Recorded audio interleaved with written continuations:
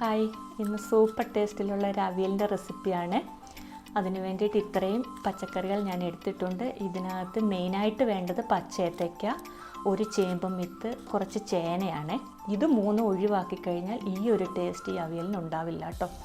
അപ്പോൾ പച്ചക്കറികളെല്ലാം ഞാൻ കഴുകി വൃത്തിയായിട്ട് അരിഞ്ഞെടുത്തിട്ടുണ്ട്. പിന്നെ അരപ്പിന് വേണ്ടിയിട്ട് അരമുറി തേങ്ങ തിരുമ്മിയത്, കുറച്ച് ചെറിയ ജീരകം, കുറച്ച് ചുവന്നുള്ളി, ഒരു 2 അല്ലി വെളുത്തുള്ളി, ഇത്രയും ഞാൻ എടുത്തിട്ടുണ്ട്. ഇനി നമുക്കിത് റെഡിയാക്കാൻ തുടങ്ങാം.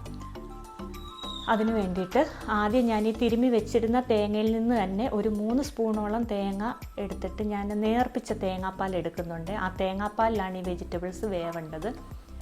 അപ്പോൾ ആദ്യം ഞാൻ ചേന കുറച്ച് വെള്ളം ഒഴിച്ചൊന്ന് വേവിക്കാൻ വെക്കുന്നുണ്ട്. ചേനയ്ക്ക് നല്ല വേവുള്ളതല്ലേ, അതുകൊണ്ട് ആദ്യം അത് കുറച്ചൊന്ന് വേവിച്ചു. അതിന് ശേഷം ആദ്യം അതിലേക്ക് ഉരുളക്കിഴങ്ങ് ഇട്ടു. പിന്നീട് ബാക്കി പച്ചക്കറികളെല്ലാം ഇട്ട് കൊടുത്തു. ലേശം ഉപ്പ്, ലേശം മഞ്ഞൾപ്പൊടി, എന്നിട്ട് നമ്മൾ എടുത്ത് വെച്ചിരിക്കുന്ന തേങ്ങാപ്പാലും ചേർത്ത് കൊടുത്തു. ഏറ്റവും മുകളിലായിട്ടാണ് കേട്ടോ ഈ ചേമ്പും വിത്ത് അരിഞ്ഞത് ചേർത്ത് കൊടുത്തിരിക്കുന്നത്. ചേമ്പും വിത്ത് നമ്മൾ അടിക്കിട്ടാൽ അത് അടിക്ക് പിടിക്കും, കങ്ങിപ്പോവും ചിലപ്പോൾ. ഇനി അതിലേക്ക് കുറച്ച് പച്ചവെളിച്ചെണ്ണ കൂടി ഒന്ന് ചേർത്ത് തൂവി കൊടുത്തിട്ട് നമുക്ക് അടച്ചു വെച്ച് മീഡിയം ഫ്ലെയിമിൽ ഒന്ന് വേവിച്ചെടുക്കാം. ഇപ്പോൾ എല്ലാം പച്ചക്കറികളെല്ലാം ഒന്ന് വെന്ത് കിട്ടിയിട്ടുണ്ട്. ഇനി നമുക്കിതിലേക്ക് ഉപ്പ് ആവശ്യത്തിനുണ്ടോ എന്നൊന്ന് നോക്കാം. നോക്കിയിട്ട് നമ്മൾ അരച്ചു വെച്ചിരിക്കുന്ന അരപ്പ് ചേർത്ത് വേവിച്ചെടുക്കാം. അരപ്പ് ചേർത്തതിന് ശേഷം ഉപ്പ് വേണമെന്നുണ്ടെങ്കിൽ ലേശം ഉപ്പ് കൂടി ചേർത്ത് കൊടുക്കാം.